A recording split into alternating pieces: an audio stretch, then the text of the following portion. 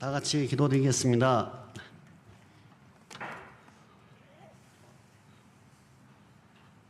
사랑과 은혜가 풍성하신 하나님 아버지, 오늘 또 주님의 날을 허락하시고 주님 앞에 모두 나와 예배드릴 수 있도록 모든 여건을 허락하신 주님께 감사를 드립니다.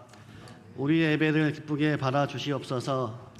한 달 동안도 저희를 지켜주시고 크고 작은 문제 속에서 주님께서 주신 지혜와 주님의 선한 손길로 인도해 주셨음을 기억하며 주님의 크신 사랑과 자비를 찬양합니다. 겨울의 끝자락에서 봄을 준비하는 시기에 우리의 마음도 새롭게 하시고 더욱 주님께 가까이 나아가도록 인도하여 주옵소서. 하나님, 우리의 삶이 주님의 뜻 가운데 거하며 매 순간 감사와 사랑을 실천할 수 있도록 도와주옵소서. 우리가 지치고 흔들릴 때마다 주님의 말씀을 의지하게 하시고 어떠한 상황 속에서도 믿음으로 나아갈 수 있도록 우리의 발걸음을 붙잡아 주시옵소서. 주님, 저희 성도들과 교회들을 위해 기도합니다. 무엇보다 믿음의 뿌리를 깊이 내리고 주님의 사랑과 말씀 위에 굳건히 서는 공동체가 되게 하옵소서. 경제적 어려움에 신음하는 성도들에게는 주님의 위로와 채우심을 허락하시고 그들의 모든 필요를 채워 그들의 삶이 다시 풍성해지도록 주님의 도우심을 허락하옵소서. 저희 교회가 진행하고 있는 모든 소모임 활동에도 주님께서 함께 하시어 하나님의 크신 은혜를 허락하시고 믿음의 교제가 활발히 이루어져 모든 성도들이 주 안에서 함께 하나 되게 하옵소서. 서로를 위로하고 격려하며 말씀과 기도로 삶의 고비와 고난을 함께 넘기며 주님의 사랑을 체험하도록 하옵소서. 병상에서 신음하는 우리 성도님들과 연약한 자들을 기억하여 주시고 주님의 치유의 손길로 그들의 몸과 마음을 회복시켜 주시고 주님 안에서 매일 새로운 힘을 얻을 수 있도록 하여 주옵소서. 다음 세대를 위해 기도합니다. 유치부부터 청년에 이르기까지 주님의 신앙 안에서 양육되게 하시고 주님의 말씀 안에 거하여 세상의 빛과 소금의 역할을 감당할 수 있는 능력 있는 주님이 되도록 인도하여 주옵소서. 그들의 열정과 순수함이 교회를 부흥케 하는 힘이 되도록 하여 주옵소서. 특별히 우리 대한민국을 위해 기도합니다. 혼란스러운 탄핵 정국이 속히 마무리되고 공의로운 대선이 치러져 나라가 안정되게 하시고 지도자들이 하나님을 경외하며 국민을 사랑하고 올바른 정치와 경제의 방향이 잘 제시되도록 주님께서 지혜를 허락하여 주옵소서. 그리하여 무너져 있는 대한민국의 위상과 국격이 다시 회복되게 하시고 이 땅의 정의와 평화가 강물처럼 흐르게 하옵소서. 주님, 사랑의 주님, 오늘 드려지는 이 예배 가운데 하나님의 능력이 임하기를 간구합니다. 시온 찬양대를 통해 울려지는 찬송이 우리의 영혼이 치유되고 들려지는 말씀이 우리의 심령을 새롭게 하며 기도할 때 주님의 응답을 경험하는 시간이 되게 하여 주옵소서. 말씀을 선포하시는 목사님께 갑절의 성령의 능력을 허락하시어 전하시는 모든 말씀이 모든 성도들의 마음을 변화시키고 그 말씀이 삶 속에서 역사되게 하여 주옵소서. 예배를 통한 우리의 시선이 주님만을 바라게 하시고 우리의 입술이 찬양을, 우리의 삶은 헌신과 순정을 드리는 진정한 예배자가 되게 하옵소서. 주님, 2월을 잘 마무리하고 새로이 오는 3월 다시 주님께 기도합니다. 새로운 한 주를 잘 살아가도록 우리를 보호해 주시고 가장 합당한 길로 인도하여 주옵소서. 직장에서나 학교에서나 가정에서나 우리가 하나님이 보시기에 합당한 하나님의 자녀로서 살아가도록 도와주시고 어디서든 사랑과 진리로 증거되는 삶이 되게 하옵소서. 모든 범사에 감사하며 주님의 뜻을 찾는 삶을 살아가게 하시고 우리의 삶이 하나님의 나라에 확장되는 도구가 되기를 기도합니다. 미처 구하지 못한 것도 주님께서 아시오니 채워주실 줄 믿사오며 이 모든 말씀 우리 마음에 살아계신 우리 주 예수 그리스도의 이름으로 기도드립니다. 아멘.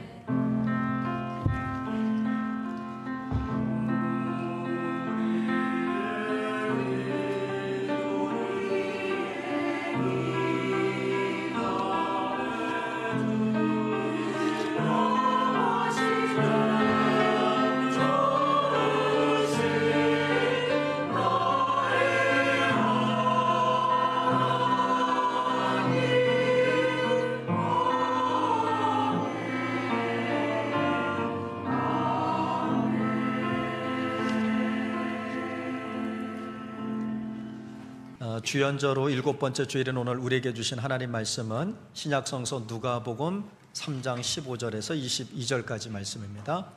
신약성서 누가복음 3장 15절에서 22절까지 말씀, 신약성경 92면에 있습니다. 이 말씀 함께 교독하실 때 살아계신 하나님의 음성을 들으실 수 있기를 바랍니다. 백성들이 바라고 기다림으로 모든 사람들이 요한을 혹 그리스도신가 심중에 생각하니 요한이 모든 사람에게 대답하여 이르되 나는 물로 너희에게 세례를 베풀거니와 나보다 능력이 많으신 이가 오시나니 나는 그의 신발끈을 풀기도 감당하지 못하겠노라. 그는 성령과 불로 너희에게 세례를 베푸실 것이요 손에 키를 들고 자기의 타작마당을 정하게 하사 알곡은 모아 곳간에 들이고 쭉정이는 꺼지지 않는 불에 태우시리라. 또 그 밖에 여러 가지로 권하여 백성에게 좋은 소식을 전하였으나 분봉왕 헤롯은 그의 동생의 아내 헤로디아의 일과 또 자기가 행한 모든 악한 일로 말미암아 요한에게 책망을 받고 그 위에 한 가지 악을 더하여 요한을 옥에 가두니라. 백성이 다 세례를 받을새 예수도 세례를 받으시고 기도하실 때에 하늘이 열리며 성령이 비둘기 같은 형체로 그의 위에 강림하시더니 하늘로부터 소리가 나기를 너는 내 사랑하는 아들이라 내가 너를 기뻐하노라 하시니라. 아멘. 이는 살아계신 하나님의 말씀입니다. 이제 이 시간 시온 찬양대 찬양 있겠습니다.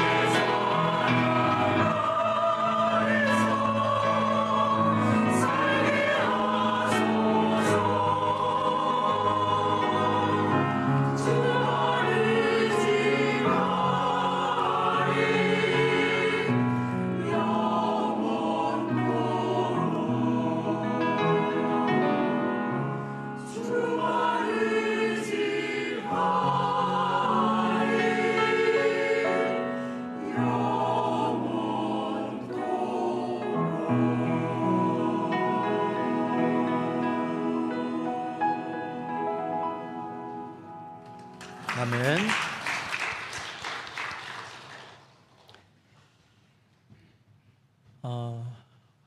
여러분, 우리가 어두운 길을 갈 때 가장 필요한 게 있다면 뭐가 필요할까요? 네, 프레쉬 등불입니다. 빛이 있어야죠. 캄캄한 밤에 손전등 없이 길을 걸어가다가 보면 별것 아닌 것에도 부딪히게 되고 또 불안하죠. 또 겁도 납니다. 근데 우리 인생길 마찬가지입니다. 또 신앙생활에도 마찬가지예요. 그래서 우리에겐 등불이 필요합니다. 우리가 어디로 가야 할지 또 무엇을 따라가야 할지 잘 알지 못할 때 두려움이 찾아오거든요. 그래서 우리가 신앙생활을 하다가 보면 하나님을 믿지만 종종 어둠이라고 하는 것이 우리 내면에 찾아듭니다. 그래서 그것이 우리를 옥죄고 힘들게 만들 때가 있어요. 그럴 때 우리가 필요한 것이 있다면 바로 참된 등불입니다. 우리가 신앙의 참된 등불이 무엇인가라고 하는 걸 생각하기 이전에 먼저 생각하고 기억해야 할 것은 사람이 아무리 훌륭해도 그 사람은 신앙의 등불이 될 수 없다라고 하는 겁니다. 이걸 먼저 생각하셔야 돼요. 아무리 훌륭한 사역자라고 할지라도 그 자신의 신앙의 등불일 수는 없습니다. 사람이 할 수 있는 최선, 또 사역자나 목회자가 할 수 있는 그 최선은 사람에게 신앙의 참된 등불을 뭐해요? 안내하는 겁니다. 그 사실을 알고 겸허하게 우리가 안내자의 역할을 감당하는 사람이 되어야 합니다. 그럴 때 우리가 참된 신자가 되는 거고 참된 사역자가 되는 거고 참된 목회자가 되는 겁니다. 그런데 오늘날 많은 목회자들이 또는 많은 신자들이 자신을 신앙의 등불처럼 착각한다라는 거예요. 그렇게 만든 건 목회자만의 문제는 아닙니다. 목회자 자신이 신앙의 등불인 것처럼 착각하게 만든 이유 중에 하나는 그런 목회자를 무작정 믿고 따르는 성도들에게도 일정한 책임이 있습니다. 목사가 신앙의 등불이라고 교인들을 세뇌시킨 결과 교인들조차 목사를 신앙의 중심으로 여기면서 살아가는 안타까운 현실이 지금 우리 한국 기독교의 현실입니다. 아주 좋은 예가 바로 정광훈 씨 같은 경우입니다. 분명하게 말씀드리지만 정광훈 씨는 목사가 아닙니다. 본인이 소속되어 있는 교단에서도 제명한 사람입니다. 그래서 우리는 적어도 목사라고 부르시면 안 돼요. 자꾸 오해가 생기니까 정광훈 씨라고 부르는 게 맞습니다. 근데 사실 정광훈 씨만 그런 게 아니에요. 보통의 교회에서도 이름이 알려지지 않은 교회나 또 목사 또 성도들 중에서도 마치 사람들이 정광훈이를 따르는 것처럼 하나님이 아니라 목사를 따르는 성도들이 있더라는 거예요. 어느 교회 얘기를 들어봤더니 그 교회 성도들은 목사님이 머리를 이렇게 하면 다 따라서 머리를 그렇게 하고 목사님이 이렇게 걸으면 성도들도 다 따라서 그렇게 걷고 글쎄 그게 좋아 보이기도 하지만 하나님보다 앞서면 안 되는 거죠. 문제는 사람은 누구나 신앙의 참된 등불을 따라야 할 존재이지 내가 신앙의 등불일 수는 없다라는 겁니다. 신앙의 참된 등불은 결코 사람이 될 수는 없어요. 사람은 마치 이정표처럼 방향을 가리킬 수는 있지만 그 길을 밝히는 등불이 될 수는 없습니다. 이정표가 여행자의 길을 안내하는 것처럼 그 길을 비추는 건 오직 등불이어야 하고 그 신앙의 참된 등불은 따로 있다라는 거예요. 오늘 세례 요한을 소개합니다. 오늘 본문 15절 앞부분에 사람들이 요한을 누구로 기다렸다 그래요? 그리스도로, 메시아로 바라보고 기다렸다, 이렇게 기록합니다. 왜 그랬을까요? 요한의 이름 앞에 붙여 있는 것처럼 세례자 요한이 세례를 베풀었는데 그 세례는 죄사함의 증표로 베푸는 거예요. 그래서 세례 요한의 핵심 메시지는 회개하라, 천국이 가까이 왔다. 다시 말씀드리면 죄를 가지고 하나님의 나라에 들어갈 수 없으니 죄사함을 받으라. 그리고 그걸 믿는 사람들이 나왔을 때 여러분, 물로 세례를, 정확히 말씀드리면 침례죠. 우리의 육이, 또 우리의 죄가 물속에 잠기면 죽듯이 상징적으로 하는 거예요. 죽고 다시 물 위로 올라와서 새 생명으로 살아가라는 거예요. 그러니까 사람들이 그 일을 보면서 세례 요한이 메시아인 거 아니냐라고 착각했다라는 거예요. 그런데 요한은 그런 무리를 향해서 단호하게 얘기합니다. 오늘 16절을 제가 세 번역으로 읽어봅니다. 나는 여러분에게 물로 세례를 주지만 나보다 더 능력 있는 분이 오실 텐데 나는 그의 신발끈을 풀어드릴 자격도 없어. 그는 여러분에게 성령과 불로 세례를 주실 것이요. 아멘. 언제나 말씀드리지만 성경을 읽고 나면 아멘을 할 타이밍입니다. 다시 한번, 그는 여러분에게 성령과 불로 세례를 주실 것입니다. 아멘.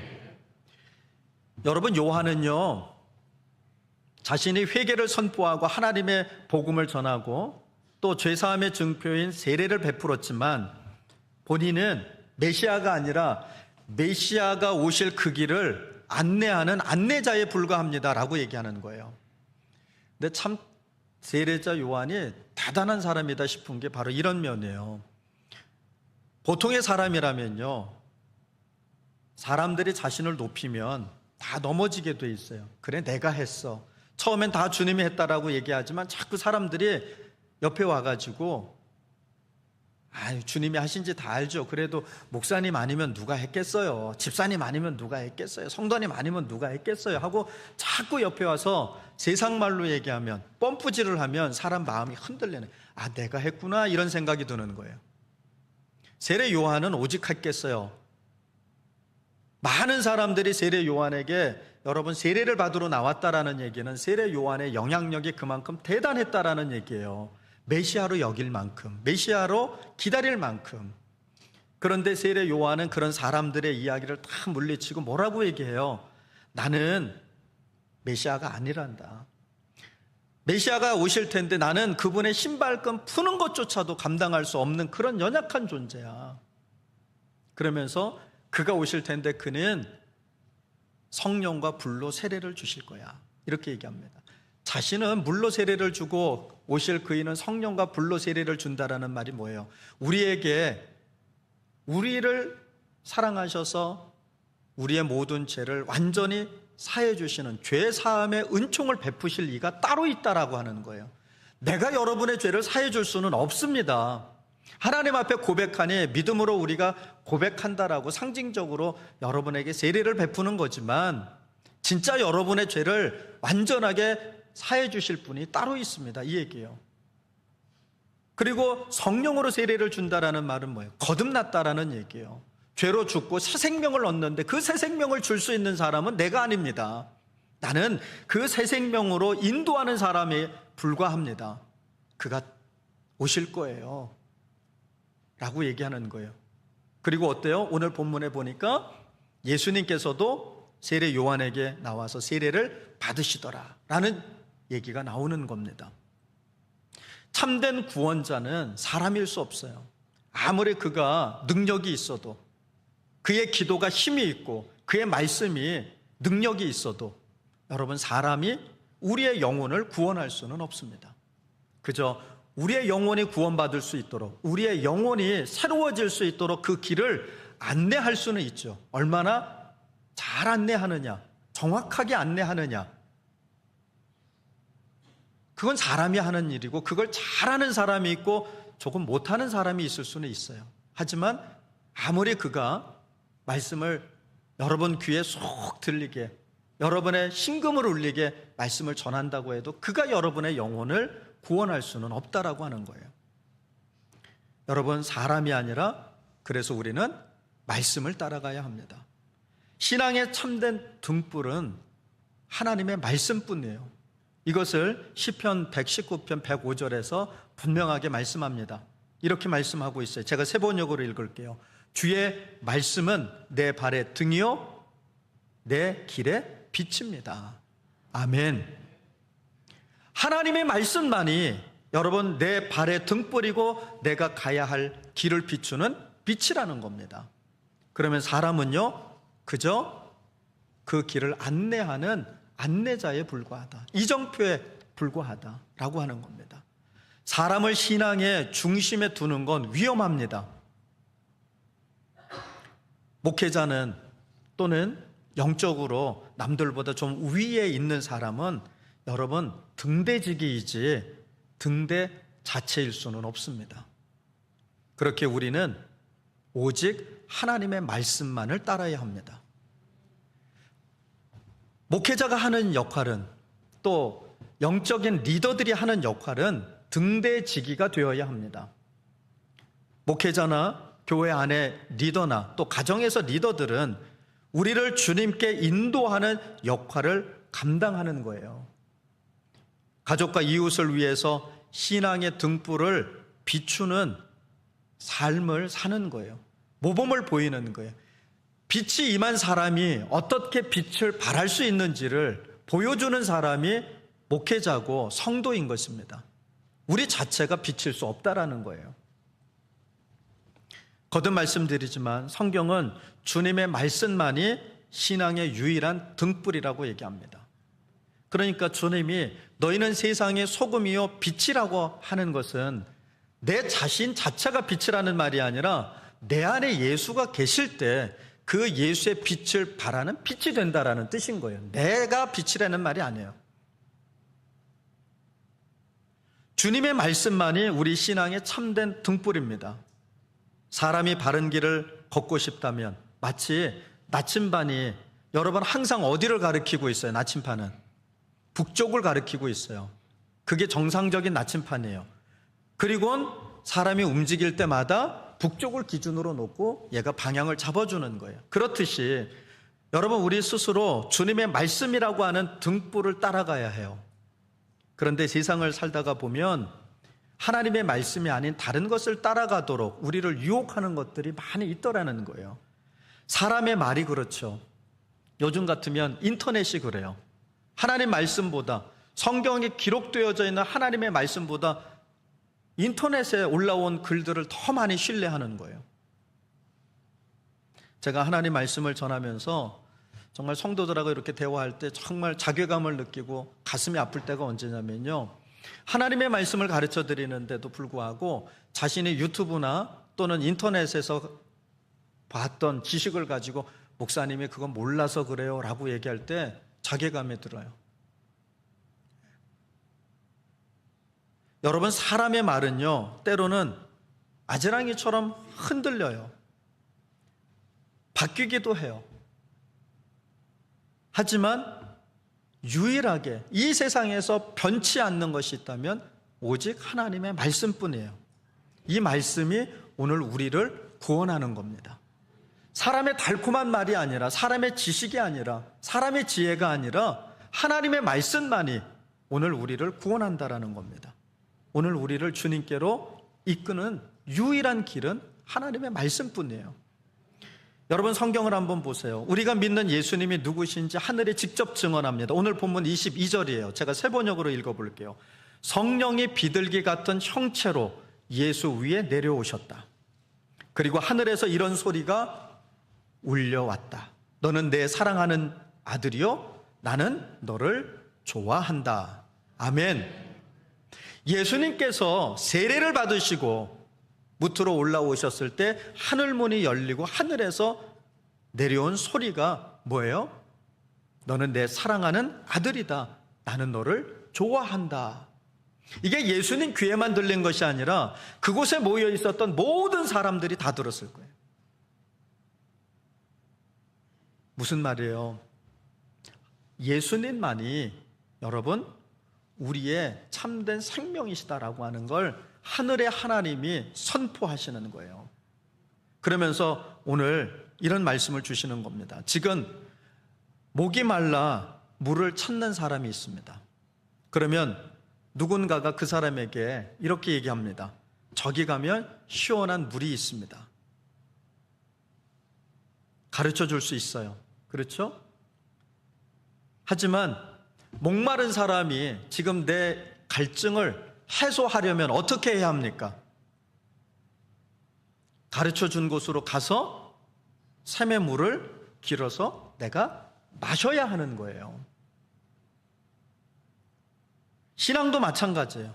아무리 좋은 설교를 듣고 감동적인 여러분 간증을 듣고 또 내가 직접 하나님의 말씀을 읽고 또 주님 만나기를 늘 소망하지만 직접 내가 주님을 만나지 못하면, 내가 직접 주님을 경험하지 못하면 그 신앙은 깊어질 수가 없다라는 거예요. 우리가 이것을 이렇게 얘기도 해요. 성령 체험이 있어야 된다, 이런 말로 얘기하기도 해요.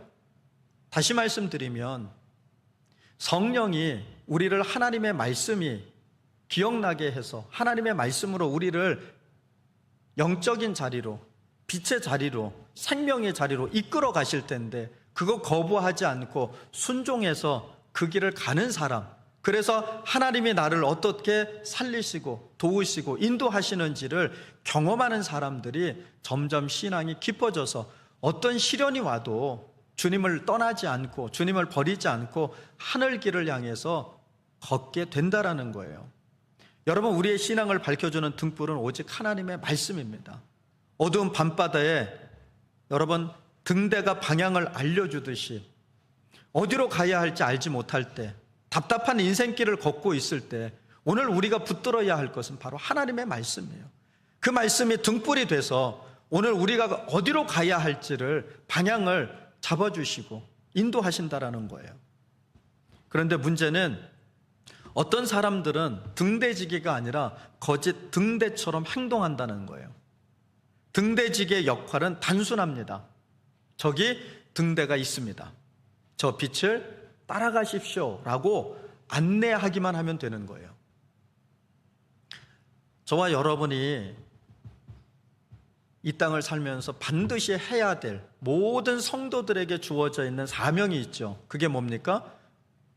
영혼을 구원하는 일이죠. 근데 이거를 잘 생각하셔야 돼요. 영혼을 구원한다라는 말은 내가 그 영혼을 구원할 수 있다라는 말이 아니라, 또 그 영혼을 내가 구원한다라는 뜻이 아니라 복음을 전한다라는 거예요.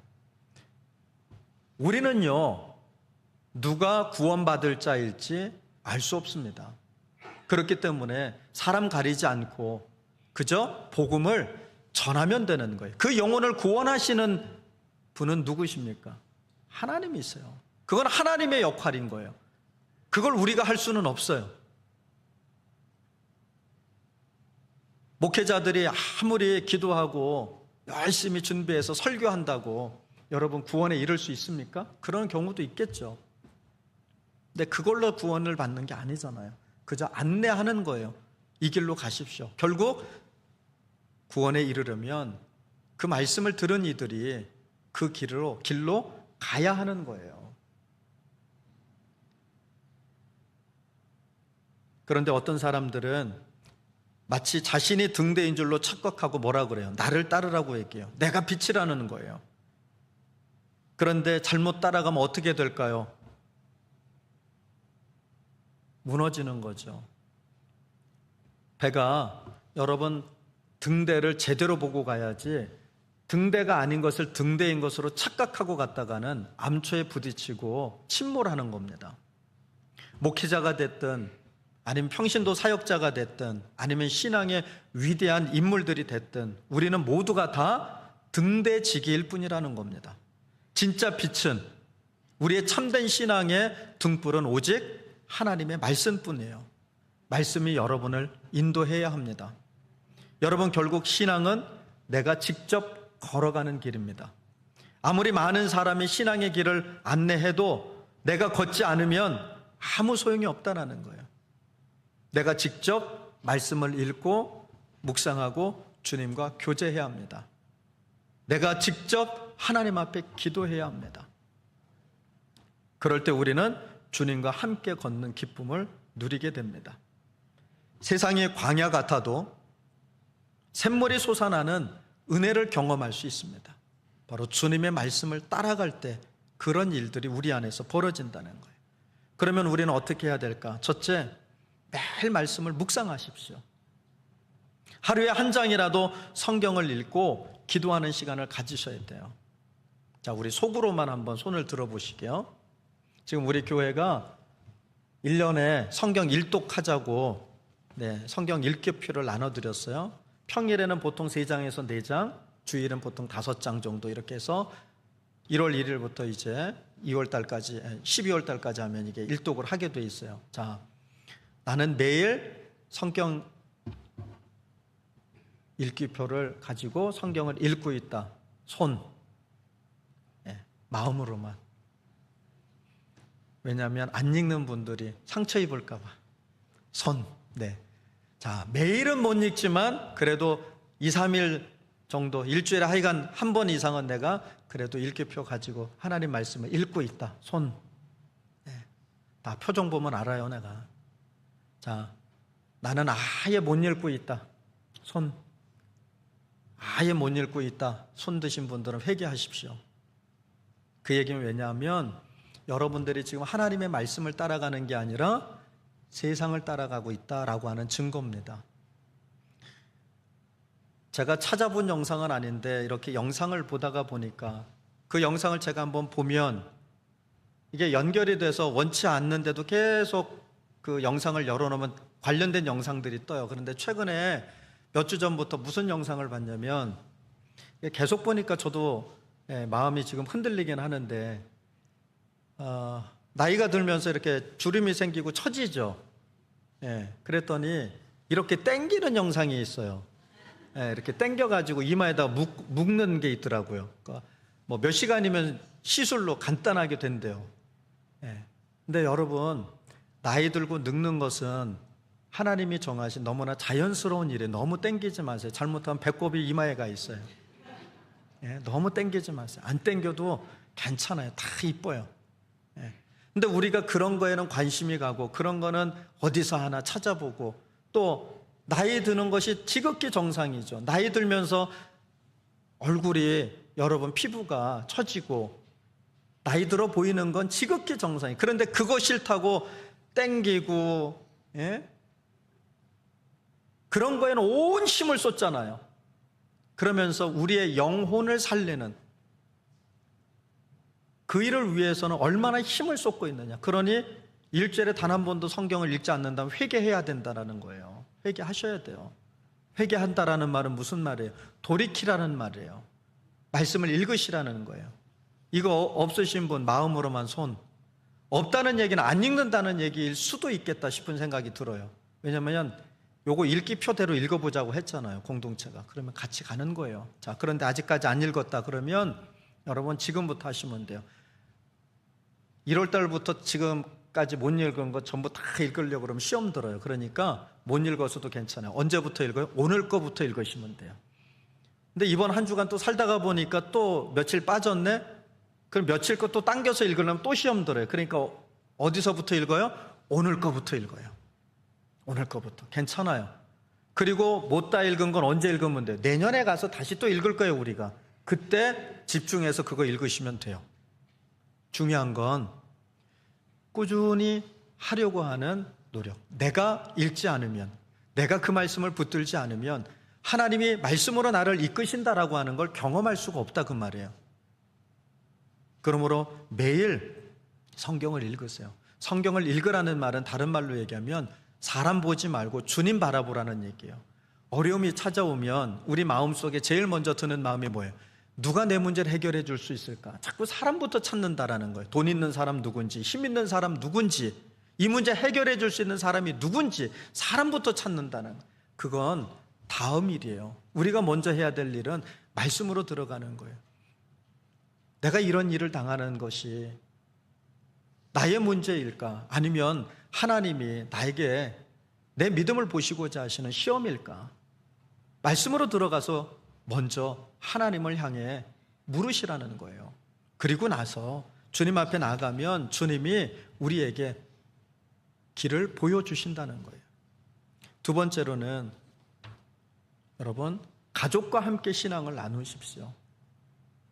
자녀에게 말씀을 가르치시고 또 가정 예배를 드리는 습관을 들이십시오.